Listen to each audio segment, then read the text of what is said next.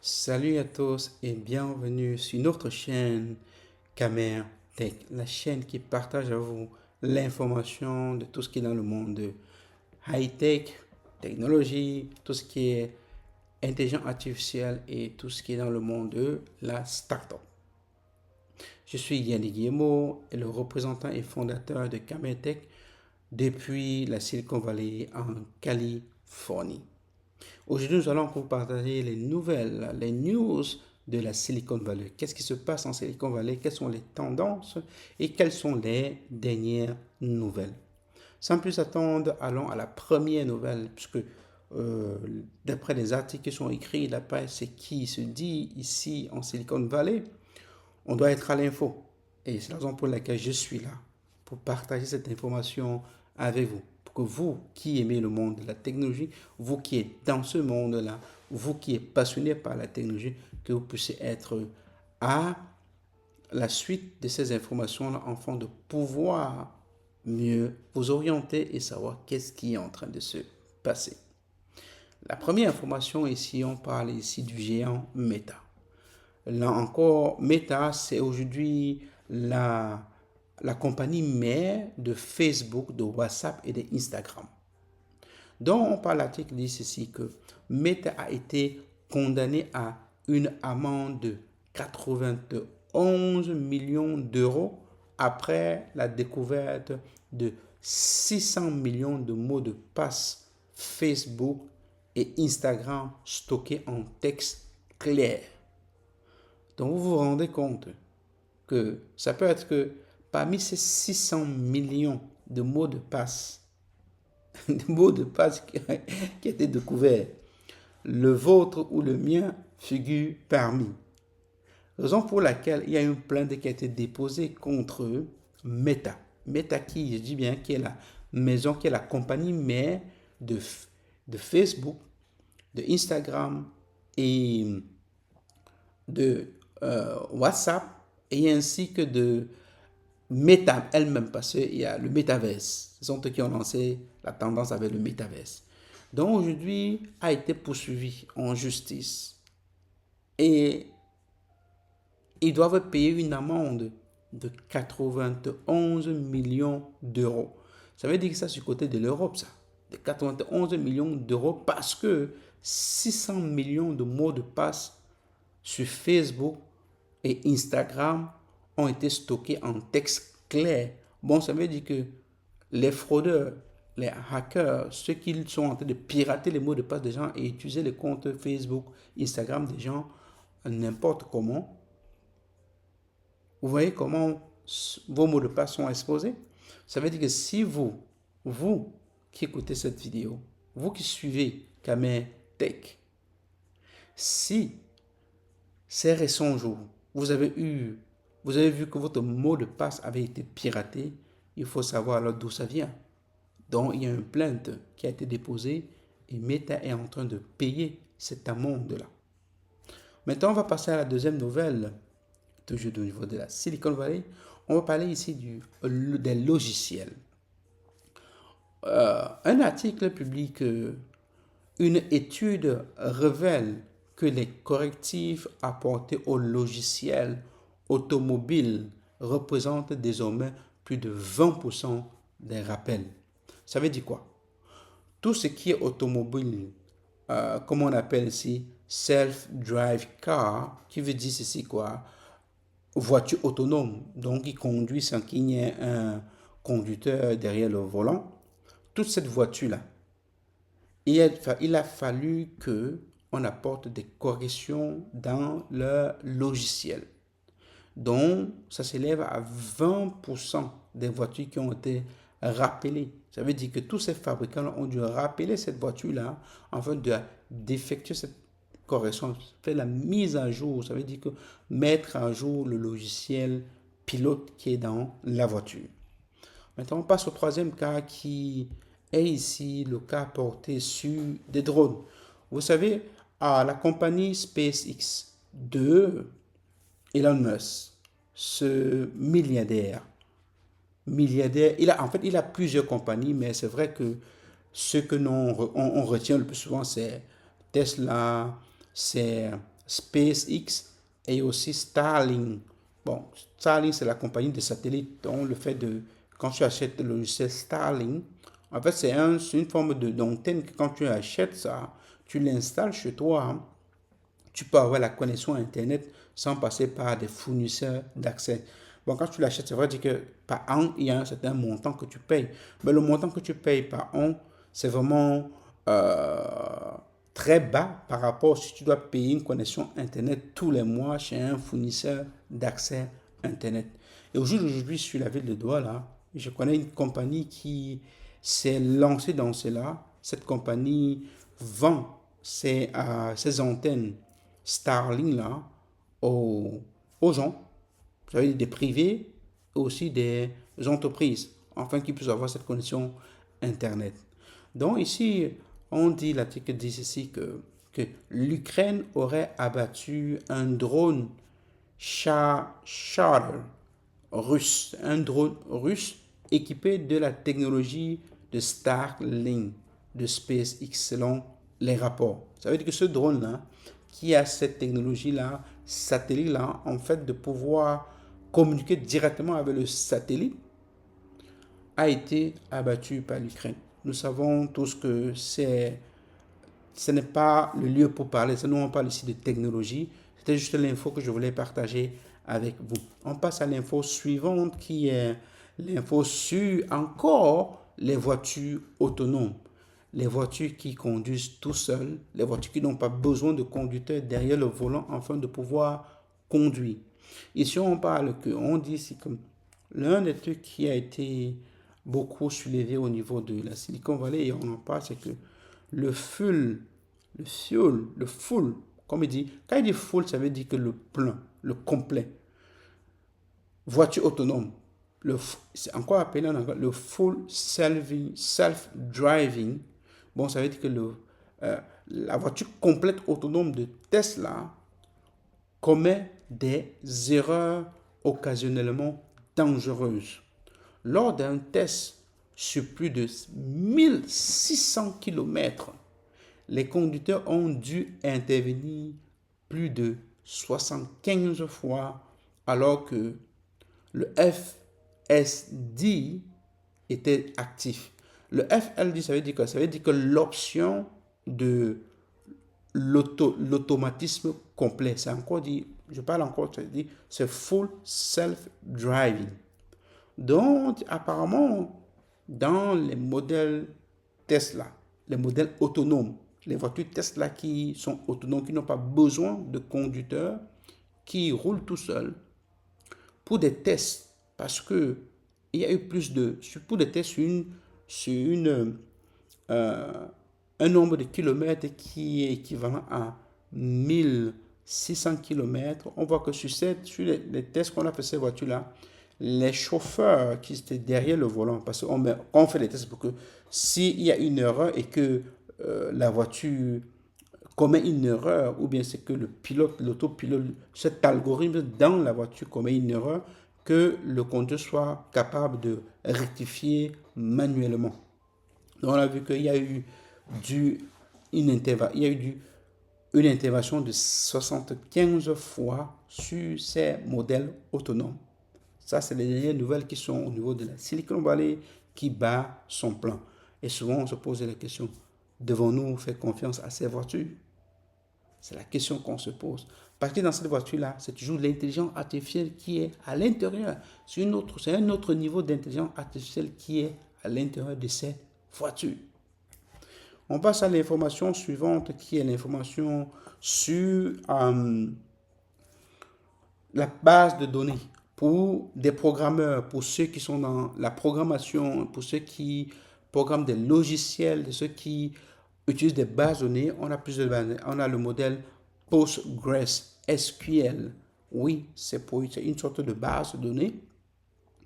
On dit ici que Postgres 17, parce que la nouvelle version de Postgres 17 est disponible avec une nouvelle structure de mémoire interne et des améliorations de performance. Ça veut dire quoi? Ceux qui utilisaient l'ancienne version de Postgres, vous êtes amenés à passer à la nouvelle version parce que C'est vraiment magnifique.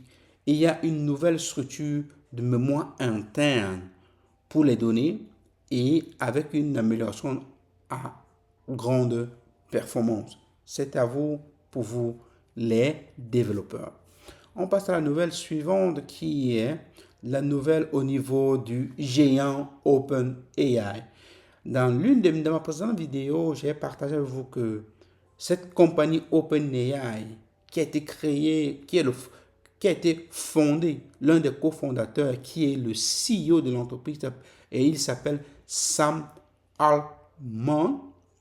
Oui, c'est l'un des cofondateurs de la société OpenAI. Je vous ai dit qu'ils ont fait une levée de fonds de 6,6 milliards de dollars.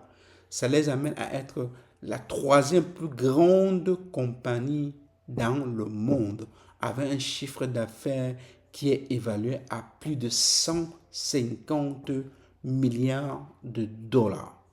Maintenant, ici, on parle, l'article nous dit que le fondateur, le cofondateur, un des fondateurs, Sam Altman, le PDG, qui est le patron, le PDG, le président directeur général de OpenAI, de la compagnie OpenAI, prévoit une super intelligence dans quelques milliers de jours qui permettra à réparer le climat, d'établir une colonie spatiale et de découvrir toute la physique, pardon.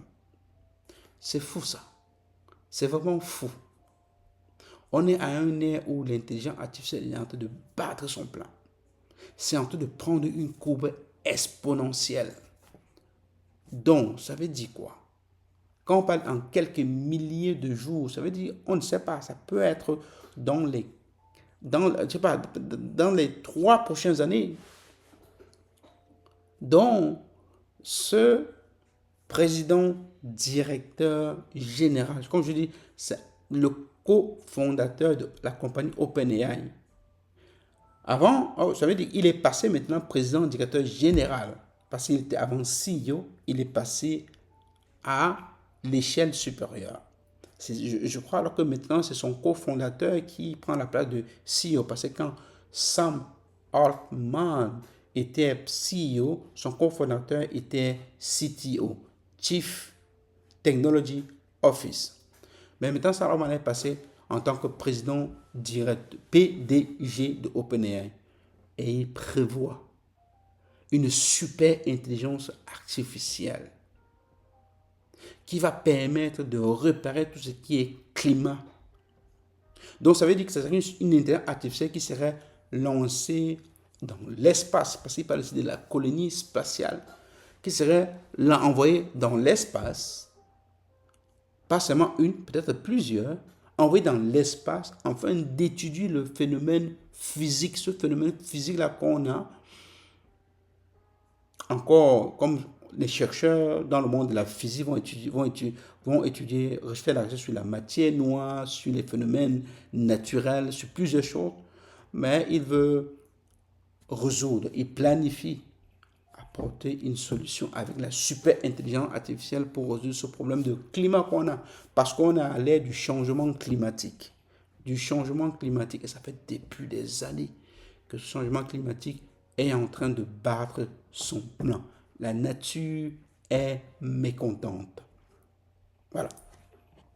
La prochaine information ici, c'est l'information sur la sécurité sur Internet, la cyber security. Encore appelée sécurité. Oui, cyber security, ça veut dire la sécurité criminelle, en quelque sorte.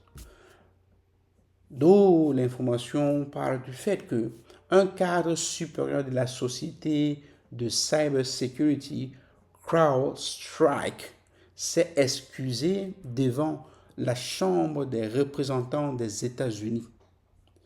Oui, il s'est excusé, peut-être c'est dû à une erreur ou c'est dû à un argument qui a été posé parce que ce point de sécurité est en train de battre son plein. Fur et à mesure que l'AI prend de l'ampleur, le niveau de sécurité aussi prend de l'ampleur. Donc, je vous encourage pour ceux qui veulent avoir un travail bien confortable et bien rémunéré, lancez-vous dans le monde de la cybersécurité, cyber security. C'est un domaine qui est en pleine expansion. Je vous dis, au fur et à mesure que l'AI est en train d'évoluer avec une courbe exponentielle, ce domaine aussi de la cybersécurité est aussi en train d'évoluer avec la même courbe exponentielle. Ça veut dire qui dit données dit sécurité. Donc, on passe à l'information suivante qui est l'information sur les startups. On dit ici là que des startups optent pour une nouvelle catégorie de licences appelée Fair Source, afin d'éviter les pièges des licences open source. Vous savez, en tant que startup, le plus souvent, qu'est-ce qu'on fait? On va trouver des projets open source. Ça veut dire quoi? Il y a des projets open source que tu peux prendre. Tu peux prendre la base de ce projet-là, puisque c'est open source. En fait, c'est des milliers de personnes qui collaborent avec, qui travaillent, ou bien quelqu'un qui a... Je prends peut-être l'exemple de Linux. Linux, c'est un projet open source. Celui qui a créé Linux, il a créé parce que c'était un projet qu'il avait envie de créer. Il a créé et puis il a mis ça là dehors. Et à partir de ce kernel-là, à partir du noyau Linux, les gens prennent ça aussi maintenant pour développer d'autres systèmes d'exploitation. Ça, c'est un exemple que je dis. Je prends l'exemple de Linux parce que c'est un exemple très concret. Il y en a plein d'autres exemples. Mais on dit ici là que les startups, généralement les startups, qu'est-ce qui se passe? C'est quoi? Quand tu as une idée, tu cherches maintenant, tu fais des recherches pour voir comment est-ce que tu peux développer ton idée. Et parfois, tu tombes sur les projets open source. Ça veut dire quoi? C'est les licences open source. Ça veut dire que tu ne payes pas pour ces licences-là, mais tu dois quand même contribuer à ça. C'est quelqu'un quelque part qui a créé cela et qui a déposé au service de tout le monde. Mais il y a quand même une licence. Tu dois payer une contribution et tu dois respecter les règles pour utiliser cette licence. Tu ne peux pas la changer n'importe comment. Donc, pour dire que les startups maintenant du côté de la Silicon Valley ont opté pour une option de licence fair source que de se baser sur la licence open source. Voilà. La différence entre fair source et open source, c'est quoi? C'est que, comme je dis, la licence open source, c'est que tu prends un logiciel qui est sur cette licence-là, tu peux l'utiliser, tu peux rajouter des choses, mais tu ne peux pas changer la base fondamentale de cette licence-là. Alors que fair source, ça apporte des opportunités de réécrire, par exemple, le code que tu as eu, que tu réécris ce code-là. Ok? Ça, c'est un peu, en quelque sorte, la différence de mon point de vue. Maintenant, on passe à la nouvelle suivante, qui est la nouvelle sur... je vais parler ici de Linux, le système Linux et aussi GNU.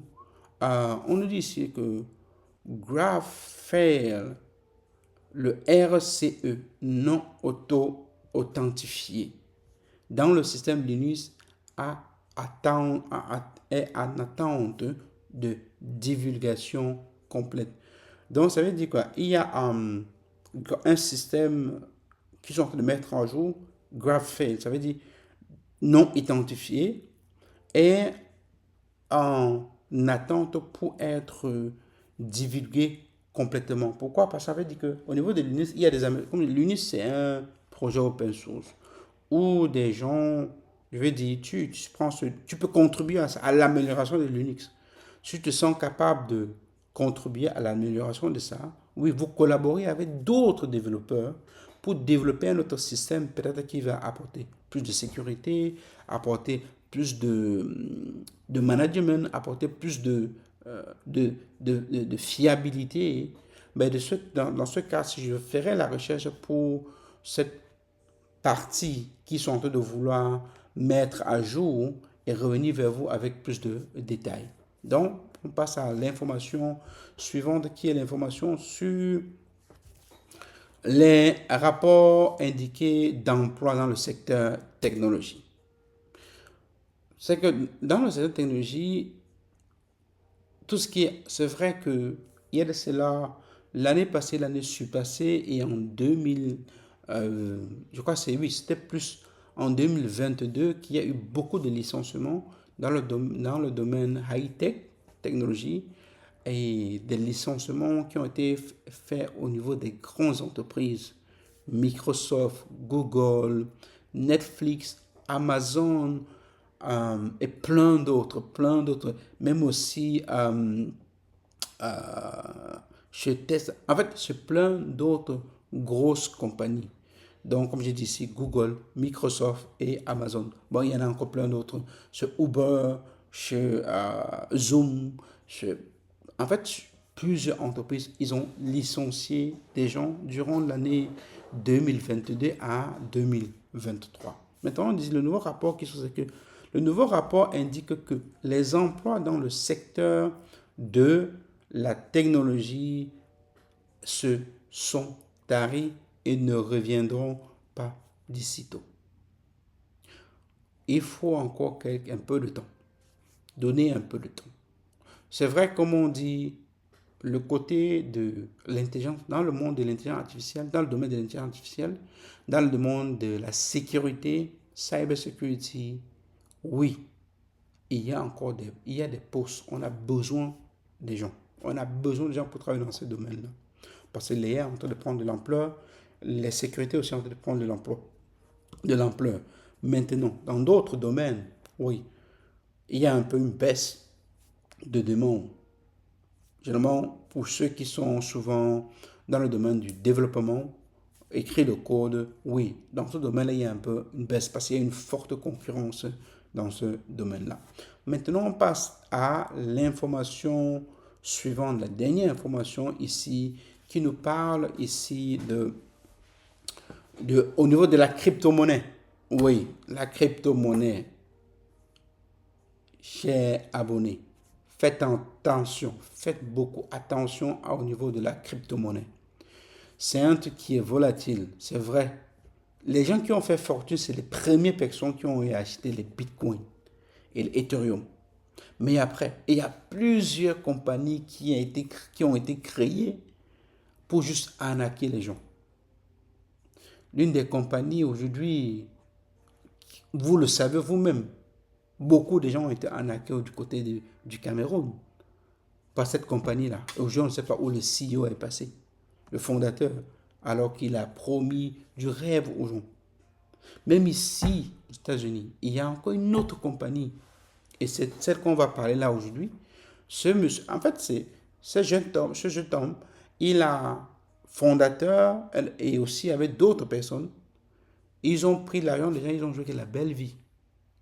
La belle vie. Et en fait, quand on les a demandé les retours sur investissement, il n'y en avait pas. Donc, faites vraiment attention à la crypto-monnaie. Faites beaucoup attention à ça. Avant d'investir, réfléchissez au moins 10 fois. Avant de vous aventurer, réfléchissez au moins 10 fois.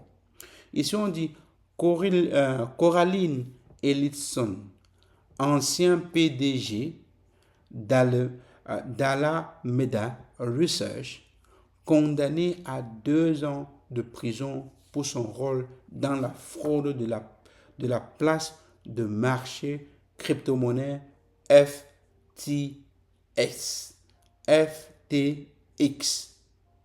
Donc, cet ancien PDG, Coraline Ellison, très connue dans le monde de la start-up, très connue dans le monde, là, en Silicon Valley, comme étant une figure inspirante, très, très, très connue, vient d'être condamné à 2 ans en prison par sa complicité de fraude, dont son rôle de fraude qui a été effectué au niveau sur le marché de la crypto-monnaie de cette start-up-là, FTX. Parce que cette start-up a beaucoup, beaucoup, beaucoup arnaqué les gens.